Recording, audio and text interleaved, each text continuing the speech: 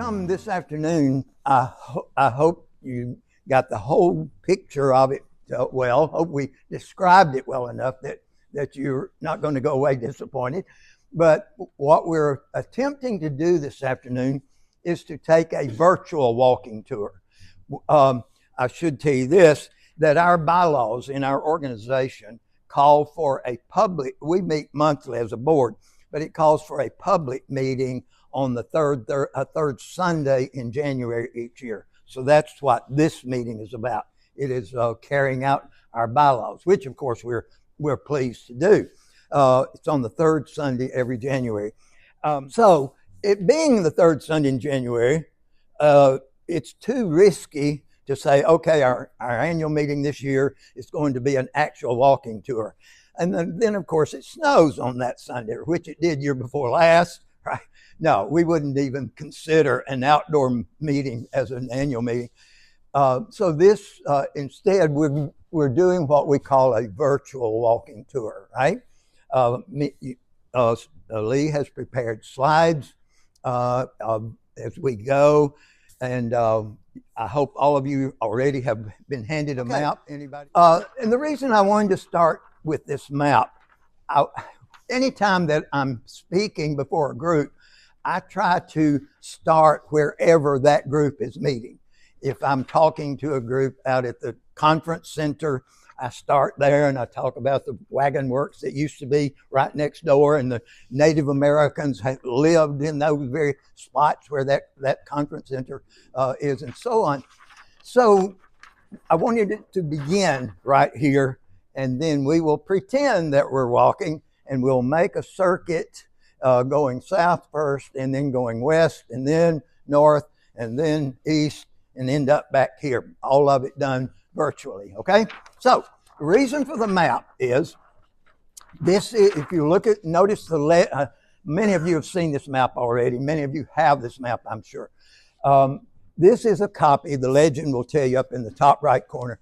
This is a copy of the 1852 map of Florence, and it says it was done by Ferdinand Sonner. Then it also says in that same legend that it is a copy of the original 1818 map, okay? We know we being Florence, we do not have the original 1818 map. We do have the 1852 map. It's in a vault in a building downtown, but that's the way we were able to get this map, because that 1852 map still exists. It's in the sidewalk. And it's in this map is actually engraved in the sidewalk on the corner of Court and Tennessee. That would be on the southwest corner, or right in the sidewalk. We did that through Florence Main Street several years ago. Now, the reason I want to start with the map, because again, as I said, I like to start wherever the meeting is taking place, okay? So quickly, if you look at the north-south streets, I love it when I have fourth graders on a walking tour. I go through a geography lesson. Which direction is north on a map, which direction is south and all that. So I won't insult you by asking that. I'm going to assume that, no, kidding, play. All right, the north-south streets, if you will notice, almost all of them have the names like cedar and cypress and walnut and poplar, and what do you hear? Trees, absolutely. But not just any trees, right? They are indigenous to the state of Alabama, indigenous to our town, in fact.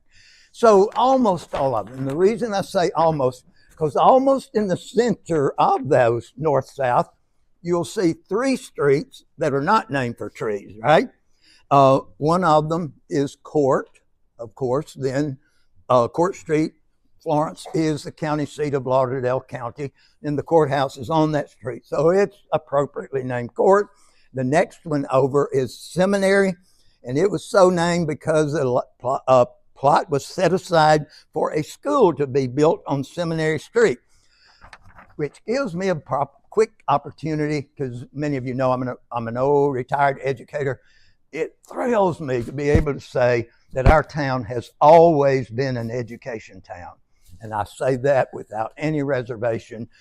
within 2 years after John Coffey and his family established the plantation, what is now the corner of Cox Creek Parkway and Cloverdale Road, right? But went within 2 years of the establishment of their plantation in 1818. In 1820, they established a little school on that plantation and invited the other kids around to come to it. So we literally have always been an education town. Okay, so a seminary name for that. And then the next street over, and that's where we are sitting right now, the next street over says Market Street. Now, to make sure everybody's following me, everybody see Market Street? Raise your hand. I'm an old school teacher, I'm sorry. Raise your hand, children, if you see it. Okay. Anyway, Market Street. Now, it's really Wood Avenue now, right? But quick little history about Market. The planners, John Coffey and Ferdinand Sonaner, and the third guy from Hunter Peel. Yeah, what? Hunter Peel. Hunter Peel, yes, thank you very much. Those three guys, sometimes my tongue goes faster than my brain, right? In fact, that's what my wife says all the time. But anyway, these three guys, as they were planning this town, they considered all kinds of wonderful things that just are amazing, actually, and that's one of them. They named it Market Street because we were very agrarian, as you know, in 1818. They knew that we would need a farm-to-market road.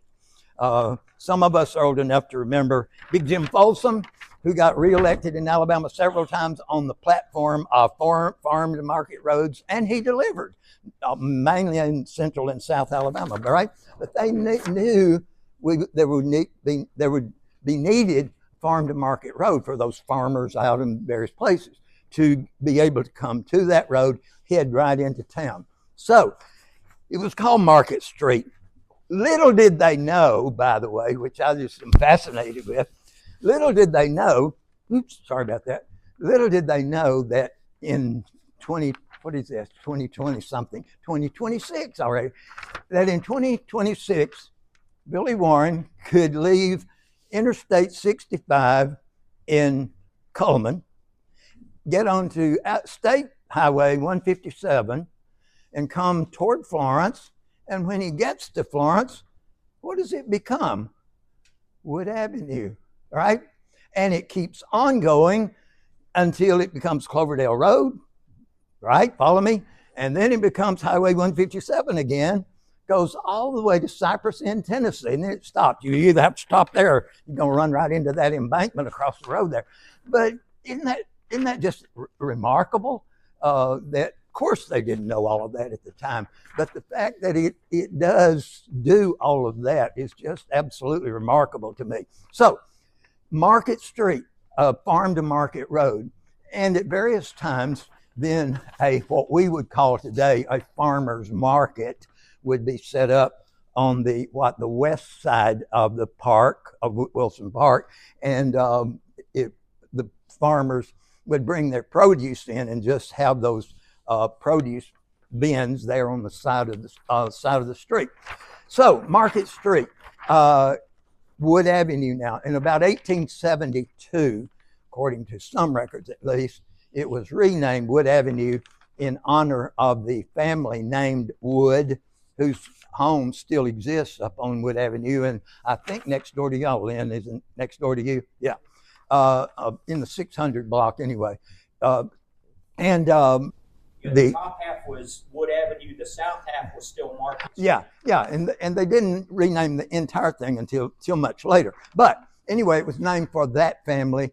Alexander Hamilton Wood was Florence's first mayor. Then his son, Judge William B. Wood, was very, very well respected in town. So it wasn't named for any one of those family members, but really in honor of the Wood family, okay? So it's been Wood Avenue ever since. It still makes it a little odd because all the other north-south streets are still called streets, and that one has the name Avenue to it. But anyway, so that gives you a sense of place of where we're sitting right now, and as we begin our tour, okay? So enough of that. we're going to we're going to circle the park and come all the way around it and end up back here and then talk about the park itself. And I'll do that in jig time. I promise you it won't take long. All right? Very good.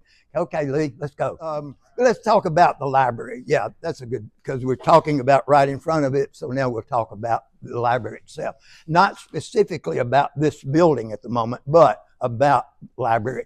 I'd already said that our town has always been an education town, and I say that with no reservation whatsoever. In keeping with that, the attempts to start a public library in this town date back as early as the 1880s. A ladies' association, of course, the ladies have always taken the lead, right? Ladies, nod your head. The Ladies' Association started a lending library, and I won't go into all those details because it morphed into this and this and this, but just a quick highlight that another attempt was made where you paid $1 a year to be a member of it.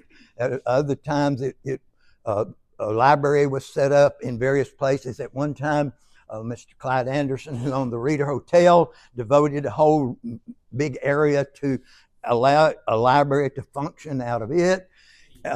Excuse me? City Hall. City Hall, yeah, in various locations, like I say.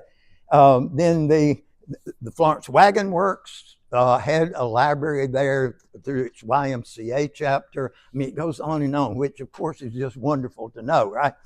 But in the mid-1940s, Louis Rosenbaum donated a huge amount of money. I mean, we're talking right at the end of World War II, right? So it was a big thing, $20,000 plus.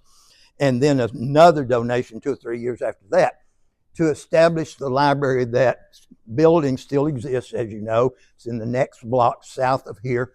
And the Baptist Church now owns it. Once this building was constructed in 2002, the whole notion of a library has been part and parcel of who we are as a town. TVA had a wonderful library there, and when they closed it, then they divided those books between this library and one across the river. And so it has been, again, part of that, my contention that we've always been an education town, right? So in 2002, when this building was completed, it had been a couple of years in the construction process, but when it opened, it was a glorious day, was it not? I've said on some of those walking tours, you know, a small southern town won't even blink to spend $700,000 on a gymnasium. Sorry. But very few towns our size will spend $700,000 plus on a public library, for heaven's sake, right? If I sound like I'm proud of our town, then I don't apologize. It does thrill me to be able to say these kinds of things about our great city. So this library opened in 2002, but it carried with it something from as a piece of continuity. How many of you have ever stopped to note that stone carving up in the front gable that faces Wood Avenue? Raise your hand. Those who didn't, shame on you. No, that carving came from the old Gilbert's Elementary School. It was right there in the front entry.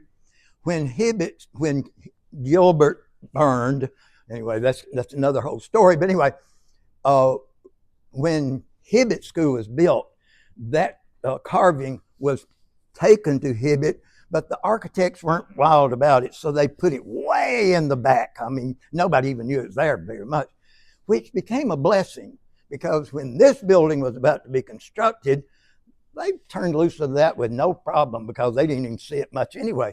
But they brought it here, and it is out in the gable. And we know that it was carved by Mr. Stoves, S-T-O-V-E-S, local guy, a stone carver. And the 2 kids that are in that carving were his own children that he used as models to do that.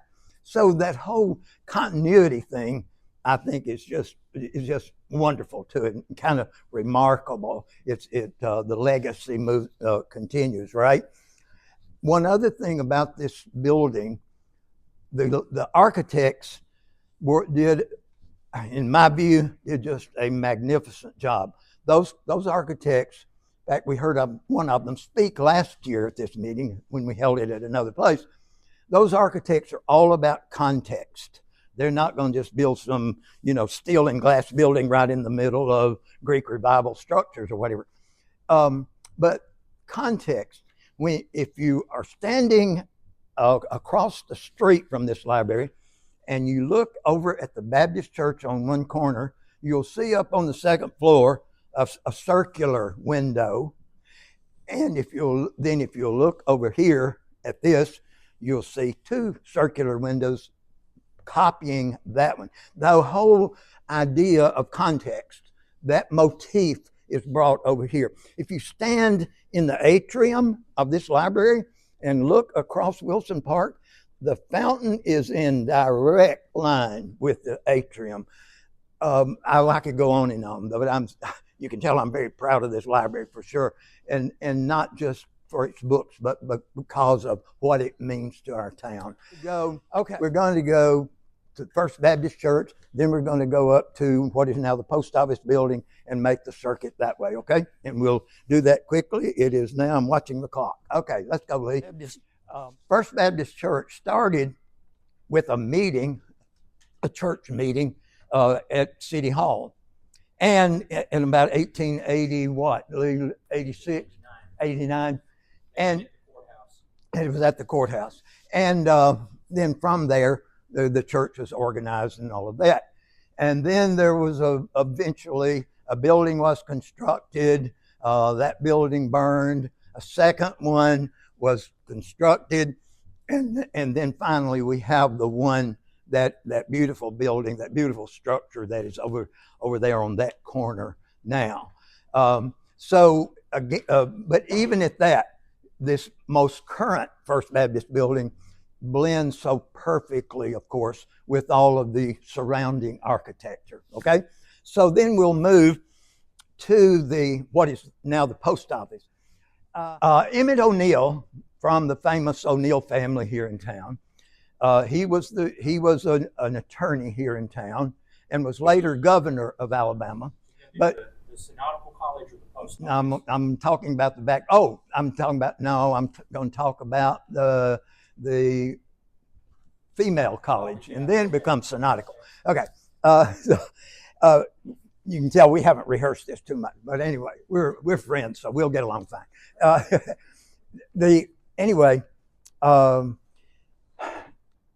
In 1847,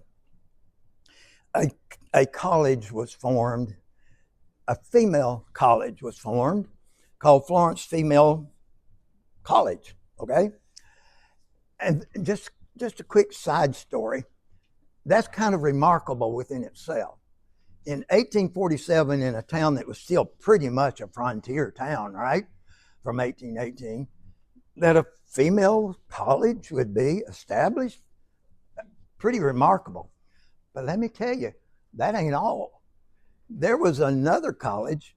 If you go out Wood Avenue, turn left on Seymour Street, go all the way down to it, the female university, and then the Baptist Church took that over, and it's called the Florence Baptist University for Women. There are great pictures of all these too.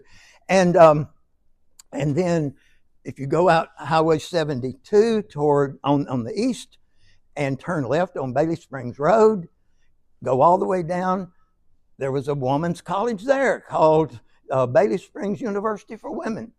Think of that. Three colleges for women from 1847 to about 1911. Now, there was some overlap between them, but mainly there wasn't a whole lot in terms of their existence. So, but back to this one. It was a female university from 1847. 8 years later, in 1855, it was deeded over to the Presbyterian Church. So it became the Florence Female Synodical College. Hear that word synod, which is a good Presbyterian or Lutheran term, right? Florence Female Synodical College. And it existed till about 1892. I have some original programs from that school when it was that.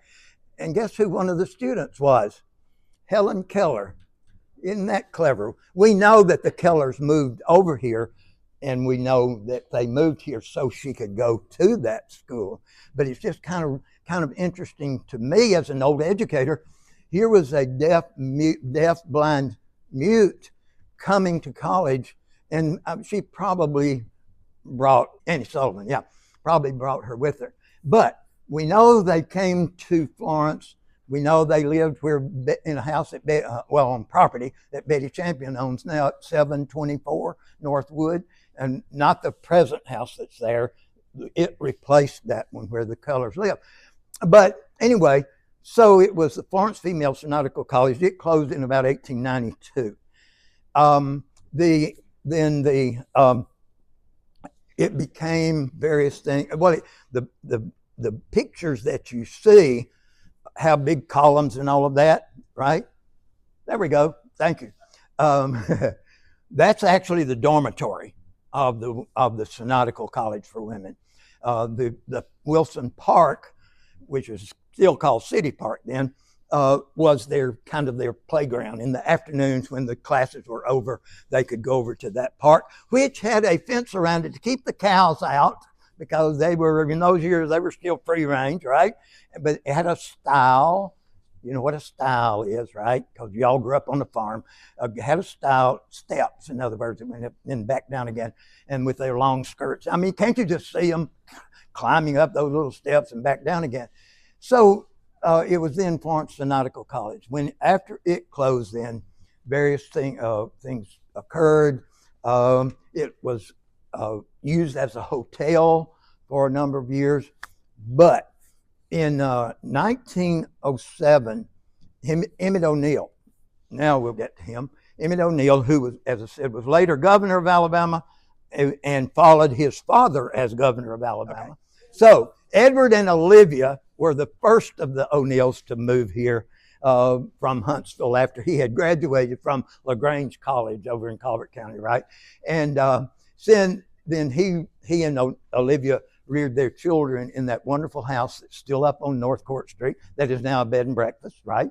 And but Emmett, and then Edward was later a general in the Confederate Army. He was later mayor of Florence, and then he was later governor for 2 terms of the state of Alabama.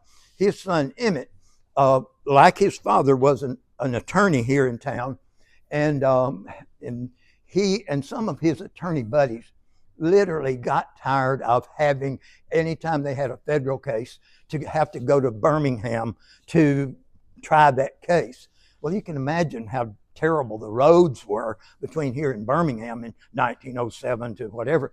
So a group of them literally went to Washington and lobbied to get a federal courthouse here. And they were successful. We got that building that is there now because it is a federal courthouse, not because it's a post office. Because in 1911, whatever, we were just a small little town. We would have gotten a little, kind of a modern or whatever kind of a building. But we got it because it is a federal courthouse. And it is still that today. Up on the second floor, the whole second floor is a federal courthouse.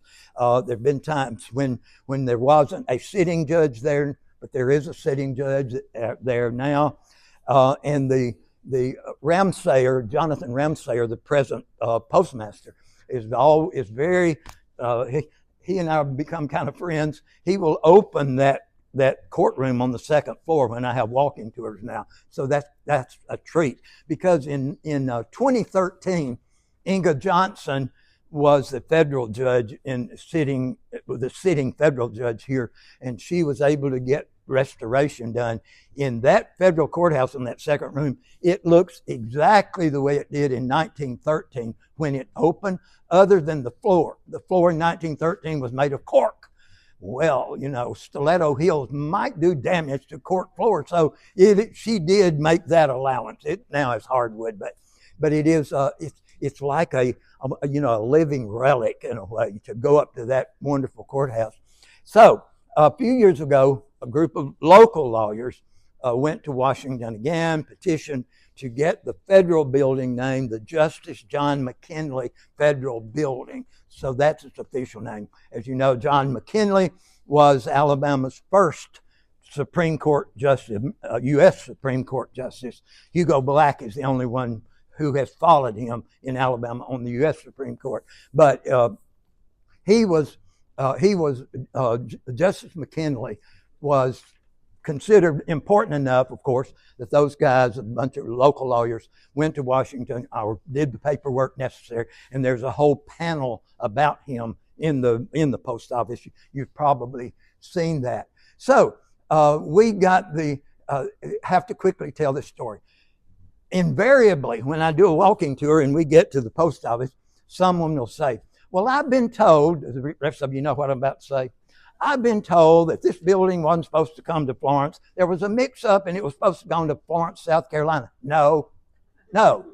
We have in that courthouse, post office, in the basement floor, we have the original architectural drawings, okay? And they say Florence, Alabama, all around the edges of all of them. Done by John Roby Kennedy, Hiram Kennedy W. Exactly. Thank you, Lee. Exactly. And what I've wondered over the years, how did they choose Florence, South Carolina?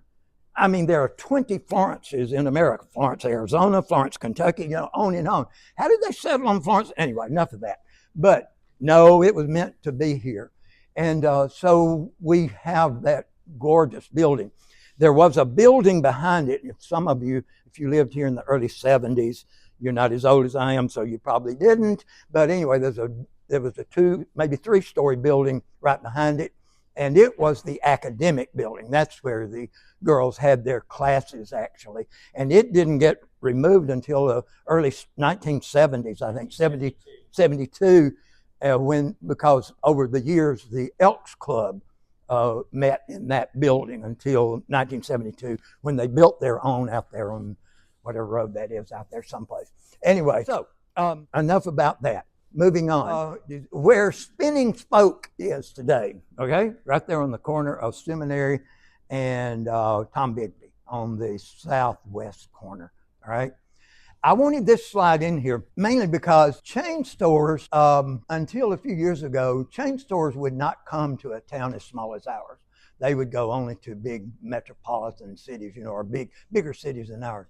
But we had a jitney jungle way back when, and I just kind of wanted that slide to be inserted there. And it's been various things, had various businesses over the years. In fact, Abby Carpenter is sitting right there, who's head of this library, and Abby's Abby's grandfather ran Travel Unlimited in that, and I wanted it included partly to suck up to Abby, actually. No, no, her grandfather, I knew him well, Mr. Couch, had a Travel Unlimited. Maybe some of you remember. But I wanted that slide just kind of inserted for fun. And I remember Patrick's Market because they would actually deliver groceries in those days. They had a pickup truck, and if you just call them in and tell them what you wanted, they would put it together and bring it to your house. And the way you do it in the South, they would drive all the way back to the back to put it in the back door. They wasn't about to bring it in the front door. Nobody brings your groceries in the front door, right? No. So, living in the South is wonderful, all right? Okay, moving into that next, I'm watching this clock. Moving into that next block, I'm talking about now between Tom Bigby and Tuscaloosa. Bank building that is there now, Regions Bank. It is very, very significant, folks, and very important. And I'll explain that. It was originally an AmSouth Bank, as you probably know if you've been around a while. When the AmSouth Bank people decided they wanted to build a bank there, they wanted to duplicate a historic building and not just build some kind of something. It happens that my brother-in-law was the vice president of Carbine Construction at that time. They went online, and Millie Wright will love this. They went online to the HABS website, Historic American Building Survey. You know about all that because that was one of the projects during the FDR years in America when all those various programs were set up to put people to work because there were no jobs, right? So those architects went all throughout the country to historic buildings and measured every single thing. I mean, down to the minutest inch. And the Forks of Cypress was one of them. And of course, there were others locally. There's a website called Historic American Building Survey. And those of us who do that all the time, we just call it HABS for short. But through that, they were able to procure those drawings done in the early 1930s of the Forks Mansion. Isn't that wonderful? We have a set upstairs that you gave us from your brother. Yeah. Oh, I'd forgotten I gave them to you. I want them back. No, I don't. But, you know, and there were some naysayers, of course, all over the country saying, you know, they shouldn't be doing those things, that people up, blah, blah, blah. But think of what they've left for us, not just in the HABS material, but in lots of other things as well. But anyway, they were able to procure down to the inch all those measurements, not only of the mansion at the Forks, but all the outbuildings. So they didn't try to, you know, recreate any of the outbuildings, but they built the Forks of Cypress. They duplicated the Forks of Cypress mansion, and you can look at the two. There we are, the Fork, and there. The only difference is that this building has a drive-through in the back. They didn't need a drive-through at the Forks of Cypress, right? But I'm serious. I know that sounds a little humorous, but I'm serious. That is the only difference in the two. Now, you know, is it 1/10 of an inch different here or that? Maybe. But basically, it is a duplicate of the Forks Mansion, which, of course, those of us who are old enough to have been alive in Florence in June the 10th of 1966, when we got the word that lightning had struck that mansion and that it was a fire, we can tell you where we were and what we were doing, even when, just like those of us old enough to remember when John Kennedy was shot, we can tell you where we were and what we were doing. I was already teaching at Coffee High School, and I can go into all that, and you have your own story. But I'm telling you that just to let you know how deeply into our local psyche that Forks Mansion and that plantation really were for us. And I hope you've seen that documentary now that has been done recently, where the black descendants of the Jackson family and the white descendants have gotten together and created this wonderful film. We previewed it here at the library 2 or 3 months ago. Frederick Murphy did the film. He's a descendant of the Forks, an enslaved person in the Forks. Right. Yeah, and Curtis Flowers was the lead person from the white descendant. It is a magnificent documentary, and I recommend it to you. I hope it will be shown on PBS or something. Maybe it has been, and I just don't know it. But anyway, the bank, now called Regions Bank, is such an important building here in town because of that continuity that says. Okay? Now, we'll move quickly to the First Methodist Church. It's just kind of interesting to know how these various denominations started in the 1880s. And many of them started either at the courthouse or in the city hall as their original place. But the First Methodist started in 1822. It started in a log cabin house of one of the members on West Tuscaloosa Street in the 200 block of West Tuscaloosa. And so that's where the original meetings were held.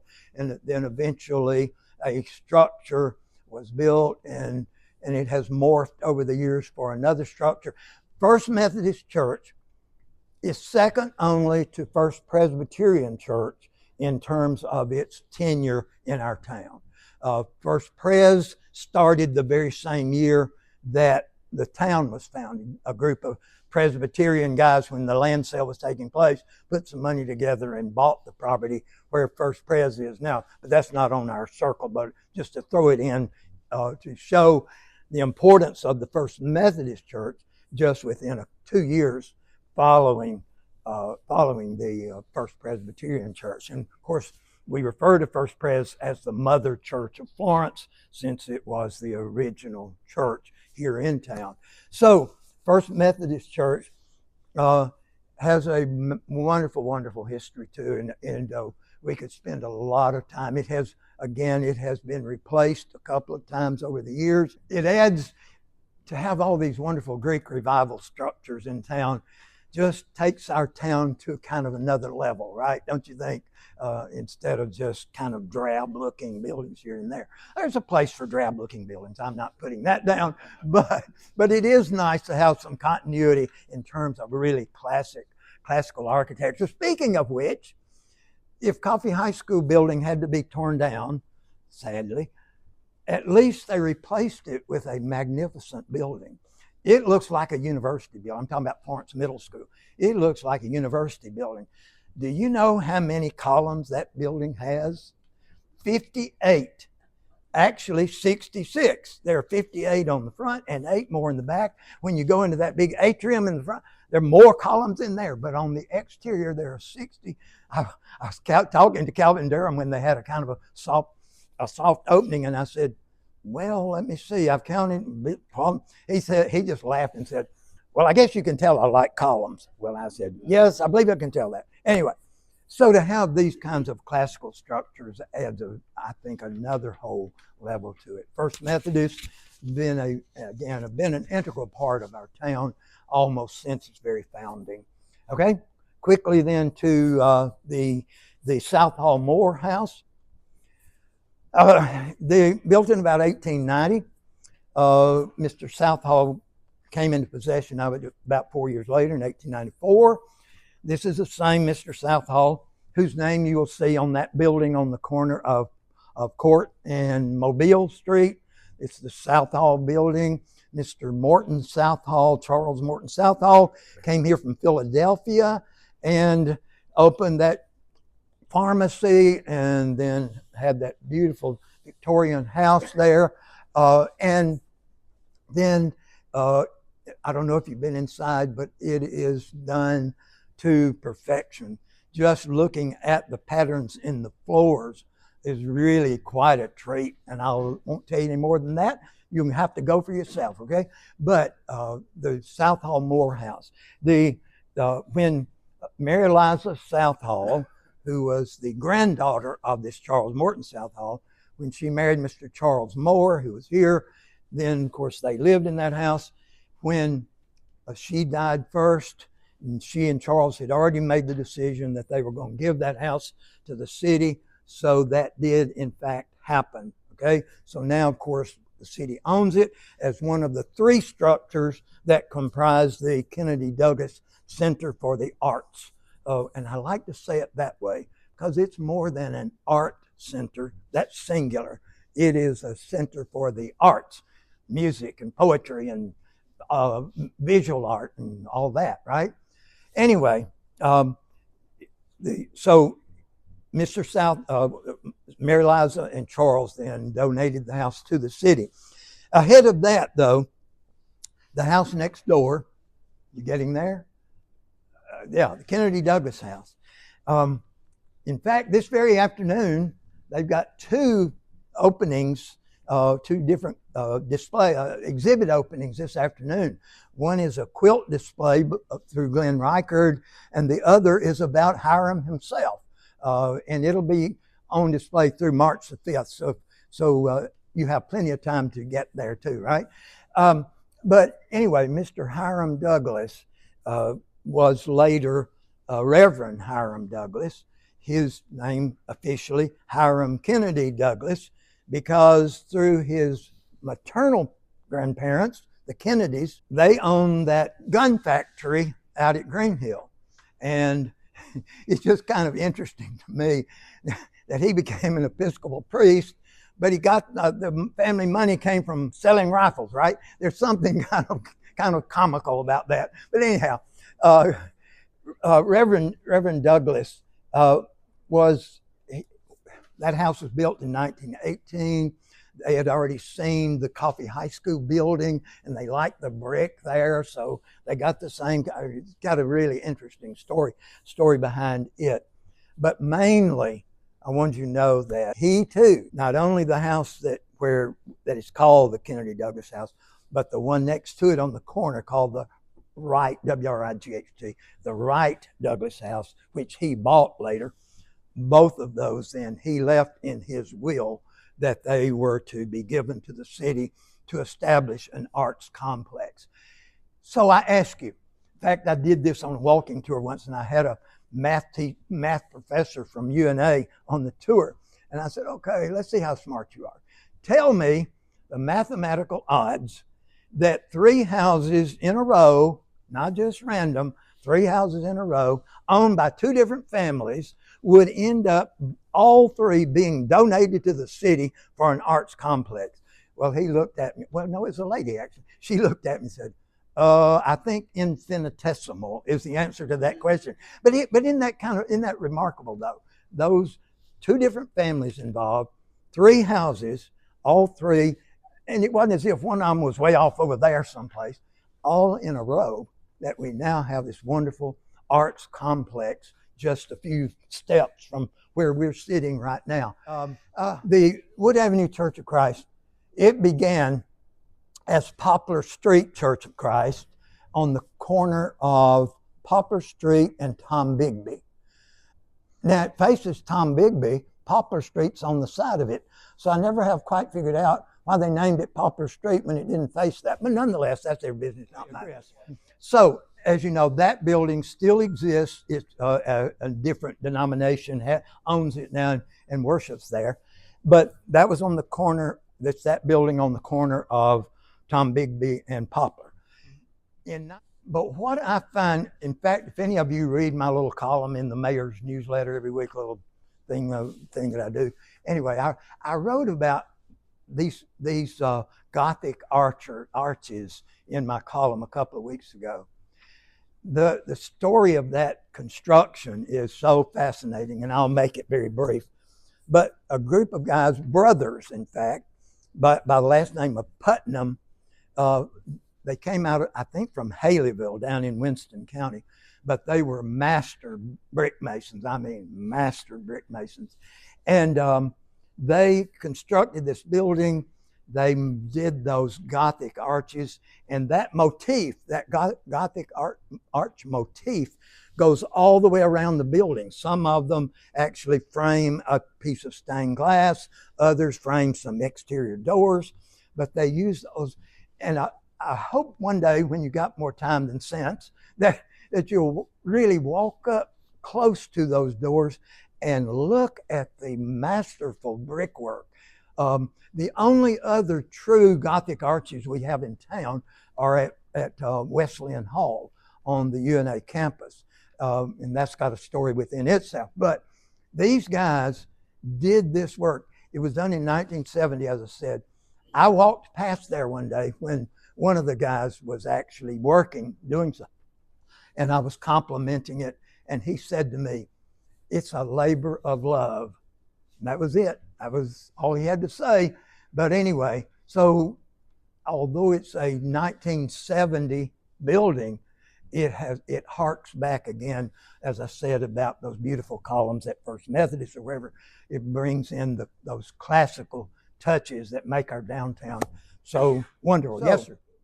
We come then across the street and we come back to where we began. And we've already talked about the buildings on the corner. Well, now the library stretches the whole entire, from Tom Bigby all the way down to Tuscaloosa. But there was a building, and I told you earlier that we think we can prove it, that Ferdinand Sononer's home was there on that corner, which would be Oh, okay. Oh, good. Yeah, there we go. Um, on that corner, which is just a few steps from this building toward Tuscaloosa, right? And then later it was uh, called the Lauderdale Clubhouse. A Victorian house was there, Lauderdale Clubhouse for gentlemen, by the way, not ladies, for gentlemen, and had all the conveniences for, shooting pool, no, billiards. Excuse me, you don't say shooting pool in a gentleman's place, right? It's billiards, right? Anyway, had all the conveniences for a gentleman's club. Then later, the Archer family owned the house. They lived on the second floor, and they had Brown Service Funeral Home on the ground floor. Brown Service Funerals were, that chain was everywhere, it seems, all across the country, really. But the Archers lived upstairs, and the funeral home was downstairs. There we go. Thank you. Yeah. Okay. Wood tire exchange. I'm sorry? Wood tire exchange. Yeah. I'm glad that's gone. Let's don't even look at that. Talk about an awful thing to happen. Yeah. Thank goodness it's gone. Okay. Now, I want to finish by talking about the park itself. That was our plan, to go around the park and then end up at the park, okay? On that map, if you look at the map, of course, all these little squares, that's the downtown grid, right? If you look in the series of squares, each one of those squares represents a city block in downtown Florence. Okay, if you look at the very top row of squares, almost in the center, you'll see one actually labeled Public Walk. Exactly. Now, we're talking 1852 here. We're talking a map that is a copy of the 1818 map. My point is, when those planners whose names I called a while ago, when those planners laid out this town, they knew that we would always need a green space. Now, we kind of credit that part to Ferdinand Sinoner, since he had come from Italy and had more experience at what towns were supposed to look like, maybe. We don't know that for a fact, but it makes sense that he would.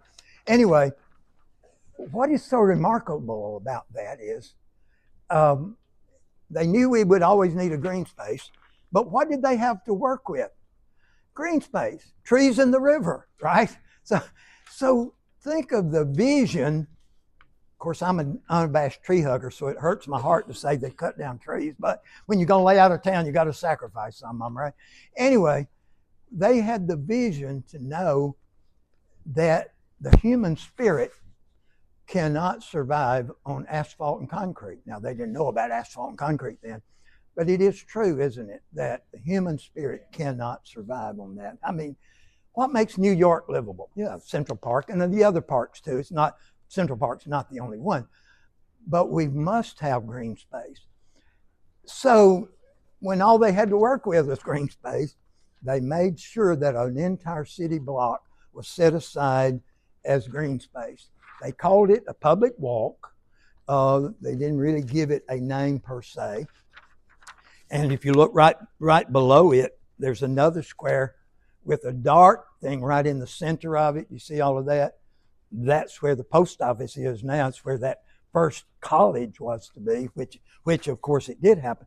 But anyway, so the green space has been with us from the very beginning, and thank God we do have it. It is such a wonderful place to do all the festivals and all of the open air things and whatever, and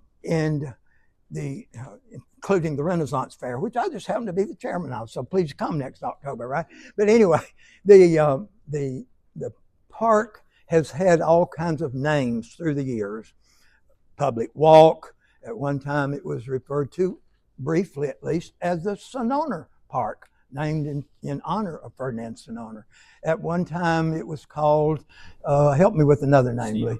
City Park. Yeah. It was named Sinoner Park in 1921. Yeah, briefly, yeah.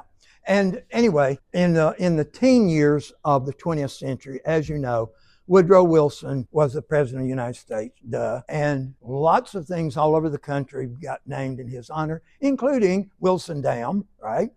And then our park was named in his honor. So we now know it. We don't say Woodrow Wilson Park. We just say Wilson Park. But nonetheless, that name has stuck, and we do still have it.